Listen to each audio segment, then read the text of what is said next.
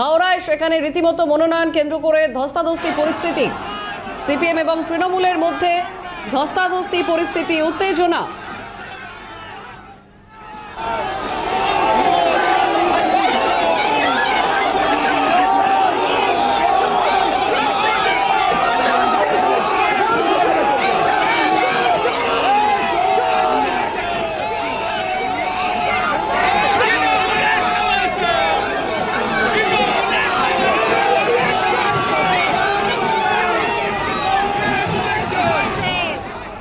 সরাসরি রয়েছেন প্রতিনিধি দেবকুমার দেও। দেবকুমার, হাওড়ায় মনোনয়নকে জমা দেওয়াকে কেন্দ্র করে উত্তেজনা, সিপিএম তৃণমূল সমর্থকদের মধ্যে সেখানে ধস্তাধস্তি পরিস্থিতি, এই মুহূর্তে কি অবস্থা?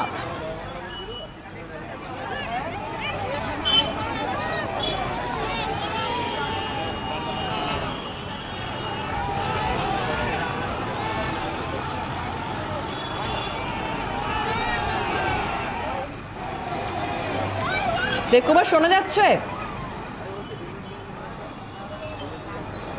দেখো, তোমাকে একদমই জানিয়ে কি সঞ্চারী, আজকে যখন নমিনেশন দেওয়া হচ্ছিল জেলা শাসক অফিসে, ঠিক সেই সময় কিন্তু একদিকে তৃণমূল একদিকে সিপিএম তারা কোনো মিছিল করে, যখন তৃণমূল কর্মী সমর্থকরা তারা যখন মিছিল করে আসছিলেন, এই যে হাওড়া থানার অন্তর্গত যে মহাত্মা গান্ধী রোড, এই মহাত্মা গান্ধী রোড দিয়ে যখন তারা মিছিল করে আসছিলেন, ঠিক তার উল্টো দিকে দাঁড়িয়েছিলেন টিএমসি কর্মী সমর্থকরা। এবং সিপিএম থেকে যে স্লোগান দিতে থাকে যে অভিষেক চোর, দিদি চোর, এর পাশাপাশি তৃণমূলের পক্ষ থেকে যে স্লোগান ওঠে যে